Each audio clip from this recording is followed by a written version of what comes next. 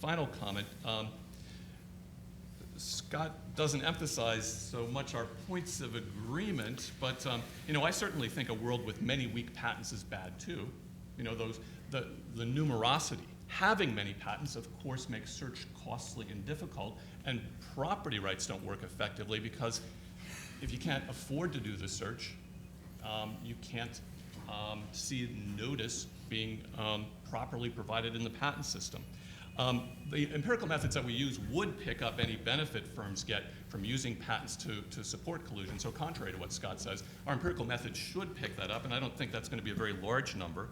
Although Scott's basic concern is a reasonable one, is that we don't want big guys erecting barriers to entry to entrepreneurs. So I'm in agreement with him on that point, and I'm also in agreement with him on the basic point that we'd like to redesign the system in a way that encourages people to search for patents and read them, like small biotech firms do today. It seems like it's an attainable goal. It might not be with business methods. It might not be with software patents.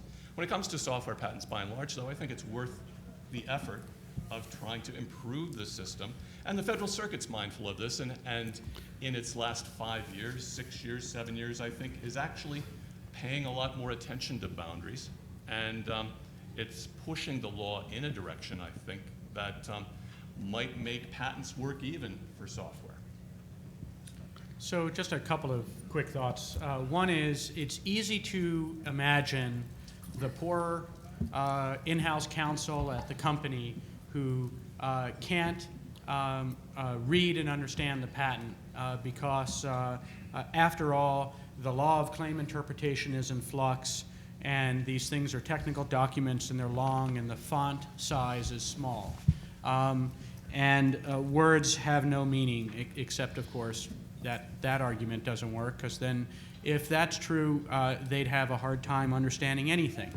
And in fact, you can unravel the sweater back, or maybe re-knit the sweater back, by going in the opposite direction. When's the last time anyone thought the tax code was perfectly clear, or environmental law was perfectly clear, or any other area of the law? And so if big companies can manage to have lawyers inside working for them who can give their business people advice about how to follow the law in all of those other areas of the law, I think they'll do just fine with patents too. On the question of what really is the problem here, I think it's worth noticing that the problem shifts. The problem began with our mothers dying and having to sacrifice their breasts. Everyone's got a mother, and every one of those has 2 breasts, and that's a pretty horrible image. But that's a parlor game, right? Because if that's actually what's driving our analysis, then whether the person needs access to a gene patent or a drug, or a car to drive her to the hospital, or a surgeon's time to operate on her, in all of those cases, she'd have the credible claim to a free price right now without having to hire a lawyer. And we know that she doesn't have a credible claim to any of those things any more than she does to a patent. Now, if the problem with a patent on BRCA 1 or 2 is some technical issue of patent law about which Richard Epstein and I, in fact, disagree, then we can have that debate, and I think you'll find it to be a lively debate. But I think you'd find that I would take the position that patents on gene fragments, just like patents on strawberry flavoring and adrenaline, to pick the 2 other famous cases, don't take anything from nature and don't take anything from the public commons, because strawberry flavoring, to pick that example, has been around for a long time in those things that they call strawberries, which is why colloquially, when we talk about the patent on gene 1, gene 2, or strawberry flavoring, we're talking about it colloquially but inaccurately. The patent does not cover your genes or mine. It does not cover strawberry flavoring. It covers only those versions that are used in commercial kits, and those versions that are used in non-commercial kits.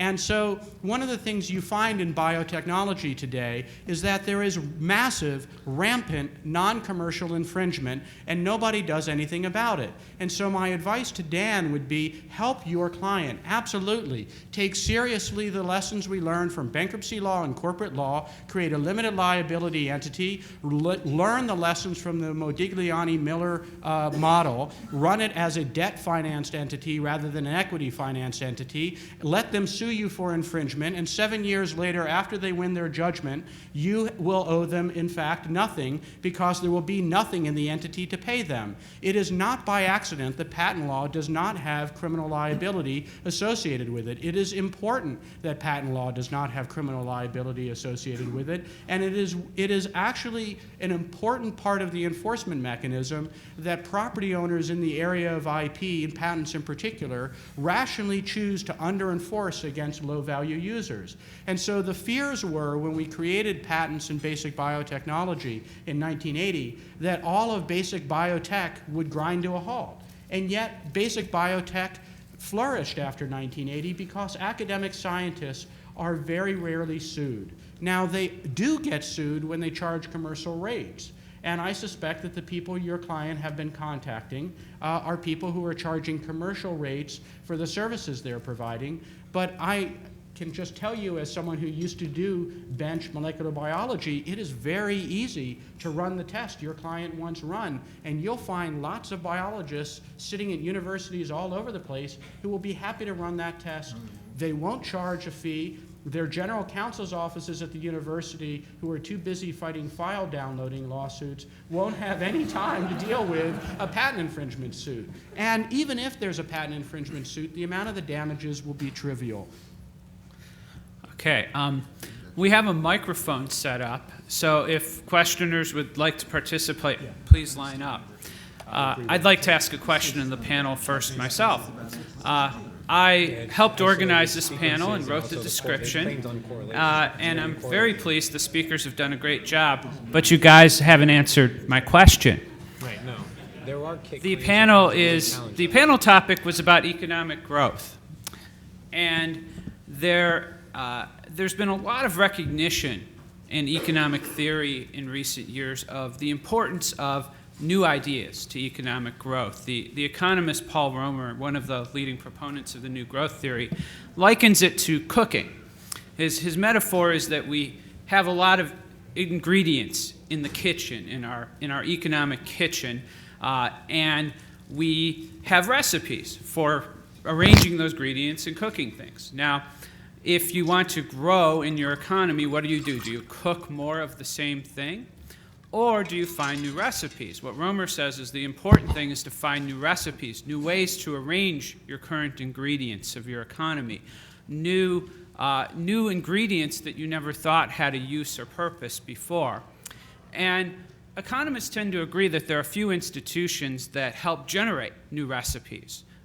The rule of law, freedom, and property rights. The real question is whether intellectual property rights are one of those institutions that help us generate new recipes for rearranging our current ingredients to better, more productive purposes. I know I once wrote a newspaper op-ed where I asserted that very point. Mike was kind enough to quote it in his book as an example of the sort of foolish thinking that wasn't empirically grounded or very thoughtful that he was trying to refute. So based on that, I think I'll go to Mike first and ask, are intellectual property rights one of the key institutions for driving economic growth? And probably more important, I think where we'll get the disagreement, is what kind of a system, what features of the system are more likely to drive growth, more likely to give us those new recipes than other features? Mark was doubly kind. Not only did he put a humorous spin on it, but he's also hooked into a chapter in the book that I have said nothing about so far. So one chapter, which, I mean, this is a good book. You should go out and buy it. But one chapter in this book, there's some chapters are posted for free download.